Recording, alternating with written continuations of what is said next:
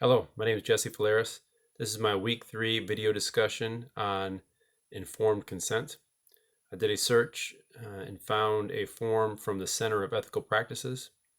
After reviewing that, I compared it and contrasted it to both the American Counseling Association's Code of Ethics, version 2014, paragraph A to B, as well as did a compare and contrast against the North Carolina Board of Licensure for Counseling. First, I'd like to discuss the comparison with the ACA Code of Ethics.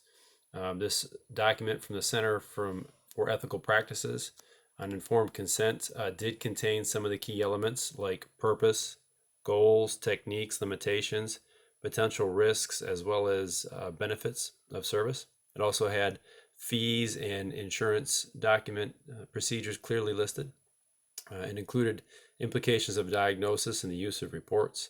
And after some searching, I found a paragraph on other rights that discussed some of the client rights in regards to how the program would proceed, but that did not find anything specific on their right to obtain documents or their right for refuse recommended services or modality of change.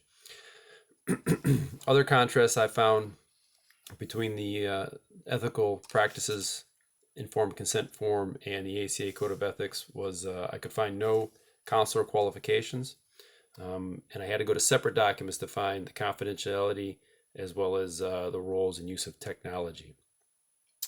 Now, in regards to the North Carolina Board of Licensure for Clinical Mental Health Counselors, I went to their webpage at ncblpc.org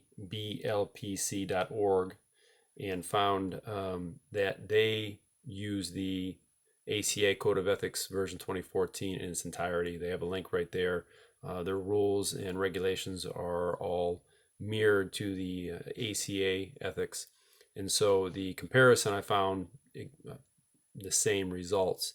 The Center for Ethical Practices and it includes those same elements: the purpose, goals, techniques, fees and billing information, as well as implications for diagnosis and the use of reports, and again with limited client rights listed. The main contrast that I found with the North Carolina board is that when it comes to the actual documents, they have some templates listed for the informed consent, but they're broken down in regards to the 3 levels of licensure that they do. They have a clinical mental health counselor associate.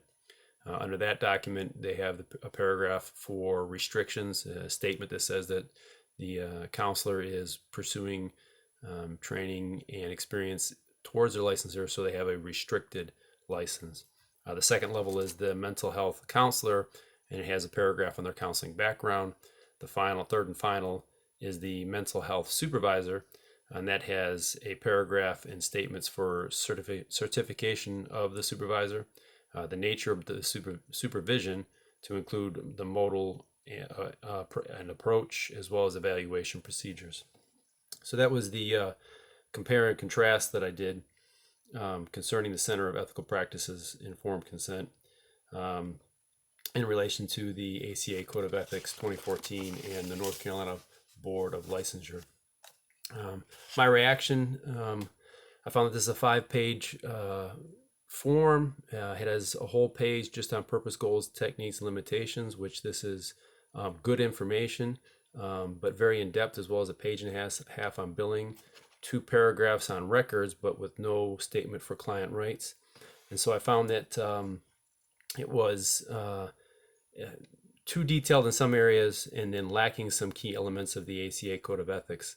I found that in an article by Walter and Handelsman, 1996, in the Journal of Mental Health Counseling, found that an increased amount of information was helpful to clients, and it increased the likelihood that the client would view the counselor and the counseling process favorably, but that too much information can offset that. So there is a fine balance between the two.